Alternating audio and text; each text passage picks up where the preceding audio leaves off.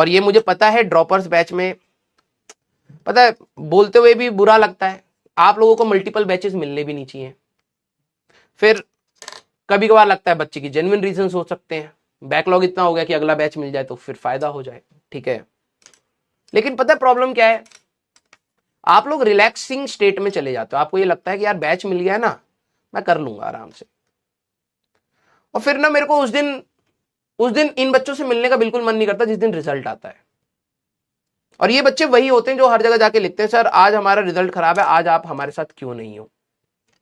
भाई मैं क्यों हूं तेरे साथ, जब 6 महीने में लगातार तेरे लिए पढ़ा रहा था तब तू तो मेरे साथ खड़ा नहीं था। सोच, अब बुरी बात लगेगी लेकिन मैं बोलना चाहूंगा, जिस दिन तुम्हारा अभी रिसेंटली रिजल्ट आया ना, कोई भी टीचर क्यों नहीं खड़ा होता भाई। सर होते हैं हमारे कुछ टीचर होते हैं बिल्कुल होते हैं। उस दिन क्यों टॉपर के पीछे हर कोई टीचर भाग रहा होता है, क्योंकि भाई अगर तू 6 महीने मेरे साथ पढ़ेगा ना तो मेरी भी मेहनत उस दिन सफल होती है। तो सिर्फ उसका सिलेक्शन नहीं, मेरे लिए भी खुशी का टाइम है कि भाई मैंने भी 6 महीने मेहनत करी है, ठीक है। कुछ तो फायदा हो रहा है, किसी का तो फायदा हो रहा है, उस दिन अच्छा लगता है भाई। अब कईयों की सोच इसमें अलग होगी, मेरी सोच इसमें अलग है, ठीक है। 6 महीना मैं भी तेरे साथ खड़ा हूं, तू अपने लिए खड़ा नहीं हुआ, और रिजल्ट वाले दिन तू एक्सपेक्ट करने लगता है कि सारे टीचर्स तेरा दुख दर्द समझे। तो भाई तेरा ही दुख दर्द समझ के ना पूरा बैच पढ़ाया गया है, तेरा ही दुख दर्द समझ के बार बार ऐसे घटिया लेवल के डाउट्स रिपीट करने पड़ते हैं हमें। अच्छे बच्चे का नुकसान होता है वहां पर, कहीं हमें करना पड़ता है।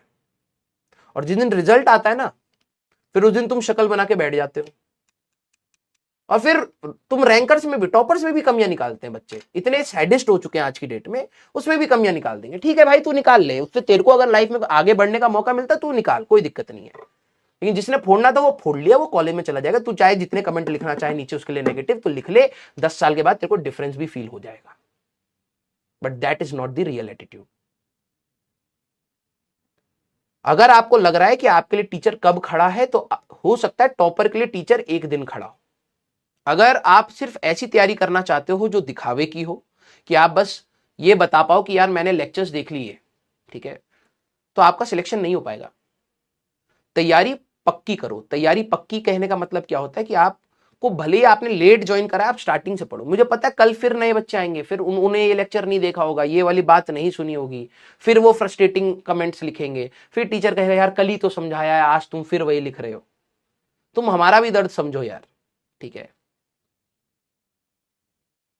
क्या बोल सकते हैं, कल फिर नए बच्चे आएंगे, उनको फिर से वही चाहिए होगा, फिर उनको लगेगा यार टीचर तो कितना खड़ूस है, टीचर में तो एरोगेंस है, टीचर तो गुस्सा करता है।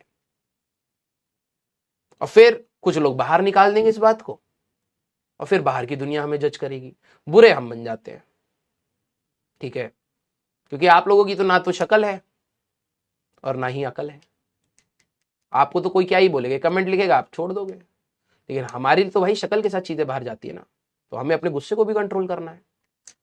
बहुत खुशी मन से आया था, लेकिन आज बहुत दिनों बाद क्लास ऐसी हुई, मे भी शायद नया चैप्टर स्टार्ट हुआ है, बच्चे अभी काउंसलिंग चल रही है, कुछ नहीं मिल रहा होगा, तो फिर वो सोचते हैं कि यार चलो एक बार ड्रॉप ले लेते हैं। और अच्छी बात है, गलत बात नहीं है यहाँ पर, मैं आपको डिमोटिवेट करने की कोशिश नहीं कर रहा हूँ, अच्छी बात है। मैंने खुद ड्रॉप लिया था, और जून के मिड में ही ड्रॉप लिया था, ठीक है। जब कॉलेज नहीं मिला अच्छा, तो मैंने सोचा कि एक बार और ट्राई कर सकते हैं, बीच में रह गई ये रैंक बेटर की जा सकती है। ड्रॉप लेना गलत नहीं है, ठीक है। गलत ये है कि आप हर बैच में हर टीचर को अपने हिसाब से चलवाना चाहते हैं, ये मैं देखता हूं। अभी ओम सर आएंगे तो सर आप ऐसे पढ़ाओ, आप वैसे पढ़ाओ, सर ये पढ़ाओ वो पढ़ाओ। मैं आऊंगा तो सर आप ऐसे बता दो, आप वैसे बता दो। सचिन सर आएंगे, सर आप ये बता दो, आप वो बता दो, कभी स्पीड अप कर दो, कभी स्लो डाउन कर दो, सर बेसिक से पढ़ा दो, डेप्थ में करा दो, एडवांस करा दो, ये करा दो वो करा दो। भाई अगर तेरे को इतना ही ज्ञान था तो तेरे को बैच ही नहीं लेना चाहिए था। सच बात तो ये है, तेरे को सब कुछ पता है, कब तेज पढ़ाना है, कब धीरे पढ़ाना है, कब हाई पढ़ाना है, कब लो पढ़ाना है, कब एनसीईआरटी करानी, कब पीवाईक्यू कराना है, तब तेरे को सब पता था, तो तेरे को बैच नहीं लेना चाहिए था, क्योंकि हम तो तुम्हारे सामने इतना ज्ञान रखते ही नहीं है। अब आपने बैच भी ले लिया है, अब आप मेरे को उल्टा मतलब सभी टीचर्स को बता रहे हो। भाई ऐसे नहीं चलता है, ऐसे नहीं चलता है, this is not the method, ठीक है। तैयारी ऐसे नहीं होती बेटा।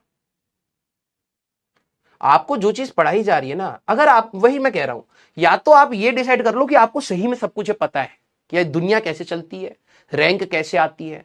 अगर आपको पता है तो भाई ये मानो 4,000 रुपए या 5,000 रुपए त्याग दिए, किताब बंद कर दो, अपने हिसाब से पढ़ाई करो। जब मन आए तो पढ़ना, नहीं मन आए तो मत पढ़ना, देख लेते हैं सिलेक्शन होता है या नहीं होता है, हो जाए अच्छी बात है।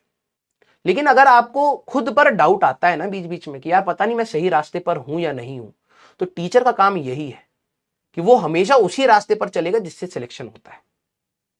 अगर इस पूरी ब्रह्मांड में आपको कहीं पर भी डाउट आए अपनी तैयारी में, तो आप एक व्यक्ति की तरफ हमेशा देख सकते हो कि यार ये तो उसी रास्ते में जा रहा होगा जिस रास्ते में सिलेक्शन होता है। अब वो अलग बात है कि आप उस पर भी डाउट करने लग जाओ तो अलग बात है, हम उसी रास्ते पर ले जा रहे हैं। अब जो बच्चा चुपचाप फॉलो करते हुए चलता है ना, हर साल के इंटरव्यू सुन लो बेटा, हर साल के इंटरव्यू सुन लो, जो बच्चा चुपचाप फॉलो करता रहता है ना वहां तक पहुंच जाता है। अगर आपको नहीं फॉलो करना है वो आपका डिसीजन है, और हर डिसीजन के साथ एक कॉन्सिक्वेंसेस आते हैं, ठीक है, एक इंपैक्ट आता है, उसको झेलने की क्षमता भी रखना। फिर मैं यही बोल पाऊंगा बस।